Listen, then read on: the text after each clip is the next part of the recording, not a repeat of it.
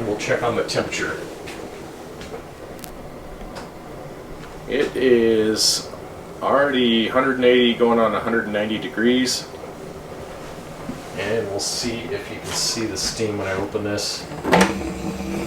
Woo! It's pretty good. I'm actually pretty impressed so far this setup.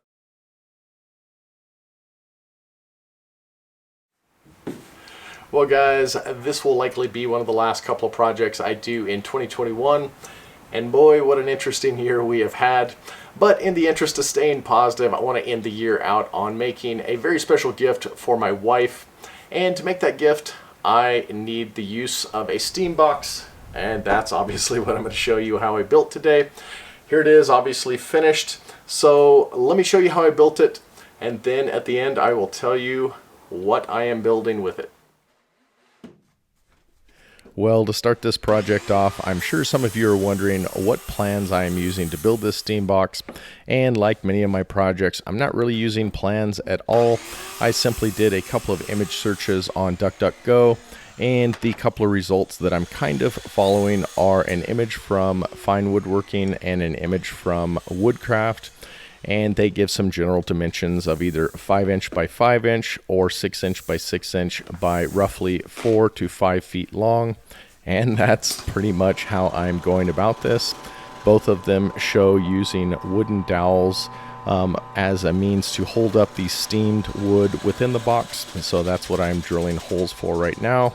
And the dowels you see that I have cut and laid out on my workbench are dowels that I had on hand, and that is pretty much how many of my projects go.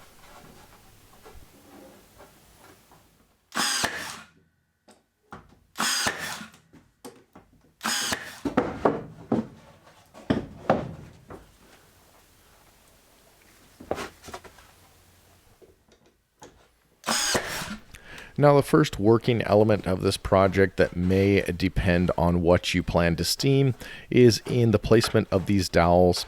I have simply just centered them in the exact middle portion of the box because I plan on only steaming thinner material. But if you planned on steaming something thicker, you might want to place them a little bit lower to allow for more space for that thicker material. And then what you can see I'm doing with these dowels is I'm just basically working them back and forth so as to allow the glue to kind of set up all around the dowel within the hole. And then you will see I will trim them off in just a bit.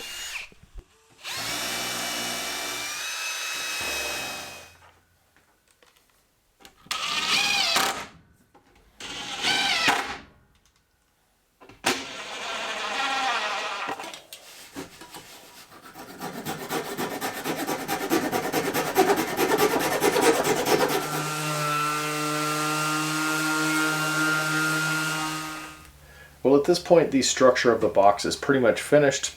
All I really need to do is close in one end where the steam will be coming in, but I'm not going to do that right now because I ordered a drywall steamer and I'm not exactly sure what kind of brass fitting I'm going to need. So I will leave that end open, and what I'm going to focus on right now is the door end that will open and close so that I can slide pieces of wood in. And I think that's pretty much going to be it. I will add some legs and then also a condensation hole on the lower side of the box.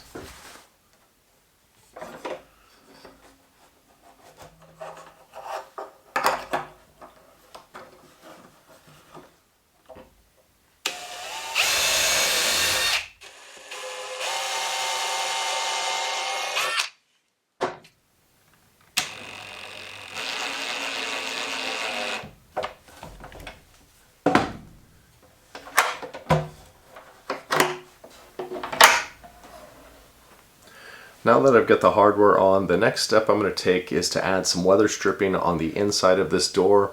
But you're going to notice I added a piece of wood right here, and that really isn't to create any more of a seal. I put it on there mostly just to keep the door from warping so that I keep a nice tight fit. And then I just coated everything in epoxy, and it's been, I think, 2 days now, so hopefully it's all cured.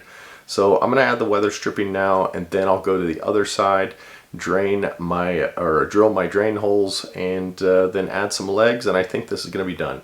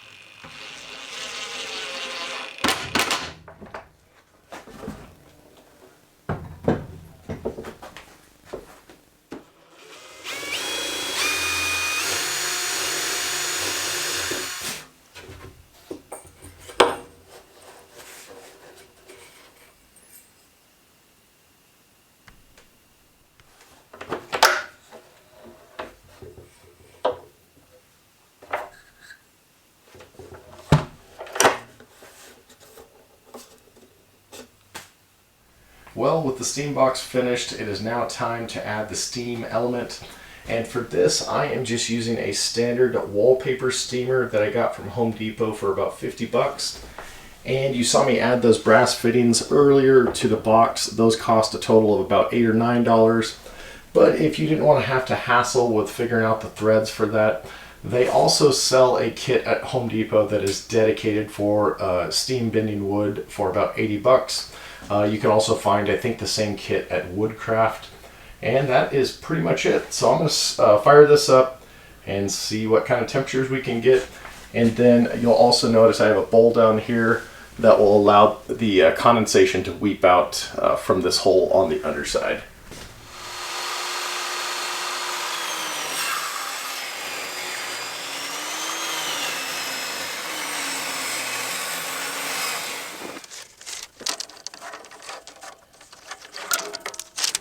Well, it's been about 14 minutes and the steamer is already boiling in there. I don't know how well you can see that.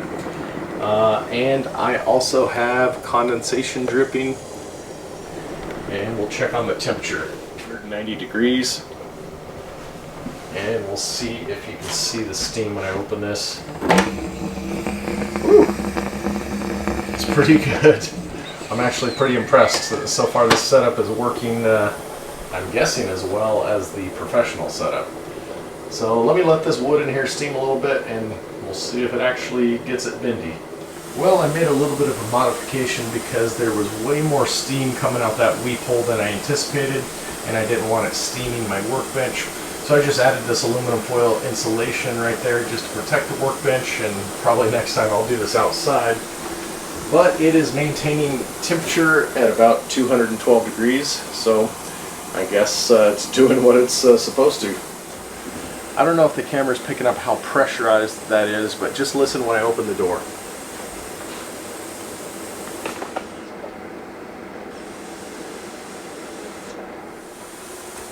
So here's some of the dry stuff that hasn't been steamed, and I'll show you how brittle it is. It doesn't really bend much, so it perhaps won't be the right wood to use, but we'll see what the strips in here look like here in about maybe 10 minutes.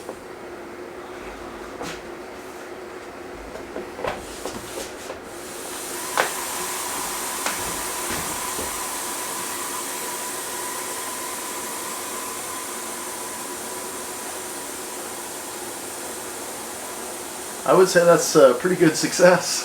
I think this old barn wood just might work. Alright guys, well that's pretty much going to do it for this project to build another project.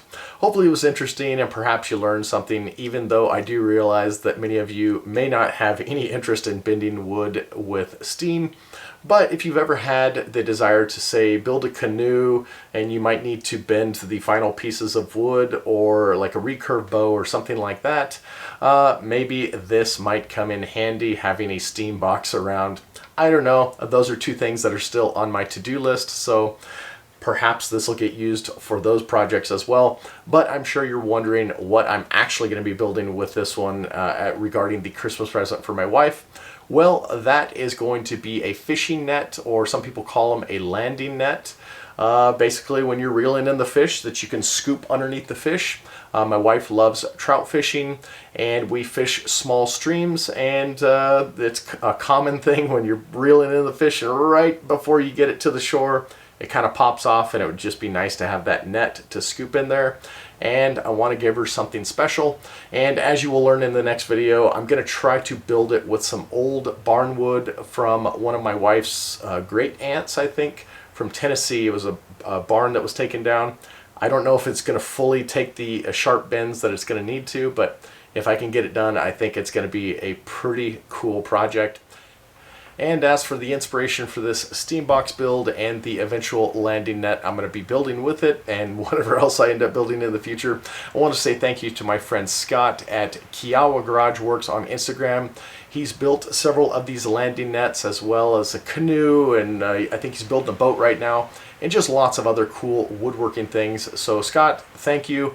You have really inspired me, and hopefully this net will turn out half as good as yours. Well, fast forward about a day because the battery on my camera died and I didn't have any spares available, so that's why you get this awesome wardrobe change with this video. But really quickly, before I let you guys go, I did want to touch on the comments I made at the beginning of the video about trying to remain positive in this very interesting time we find ourselves living in, because I do realize it is very easy to get caught up and consumed with the constant fear campaigning that is forced upon us on a daily basis, whether it's through the news or social media or something you read on the internet. People and things that preach fear never seem to be out of reach, but I think it's important to remember that you have control on how much of your focus and attention that you give to those things. Not to say that you can't worry about them to a degree, but the fact of the matter is most of that stuff you can't do anything about. And I think in light of this time of year, for us, the Thanksgiving and Christmas time, it's really important to take an inventory on all of the good things you have in your life, whether it's family or friendships, things like that. And really just take the time to be appreciative of those things, focus on them a little bit more, because if you let the fear consume you too much, it's going to consume your happiness, and ultimately that's going to affect your health, and that's not good for anybody. So anyway, just maybe take a moment to try to think about the good things you have in your life. Like I said, it's not to say you can't worry about some things, but especially those fears and worries that you may have that are out of your control. Well, at least personally, I think those are better left to God. So if you're a person of faith, pray about it. And maybe some of the things that you do have a little control over, maybe moving into the new year, just have a little courage and maybe speak up or do something about it if it is within your realm of control. So anyway, I don't know if that was too much of a convoluted message, but hopefully you guys have a wonderful end of this year, and I'm hoping we all have a good start to the new year. See ya.